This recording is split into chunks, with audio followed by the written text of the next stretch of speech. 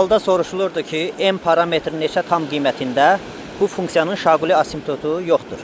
Biz bilirik ki, kəsr rasional funksiyanın kəsrin məxrəcini sıfıra çevirən nöqtələrdə, əgər sürət həmin nöqtələrdə sıfırdan fərqlidirsə və ya limit sonsuzluğa gedirsə, şaquli asimptotu mövcud olur. Deməli, bu funksiyanın şaquli asimptotunun olmaması üçün məxrəcdəki kvadrat üçədlinin diskriminantı sıfırdan kiçik olmalıdır. Yəni ki, yazmalıyıq ki, m kvadratı çıx 4ac, yəni 8 kiçikdir 0 olmalıdır.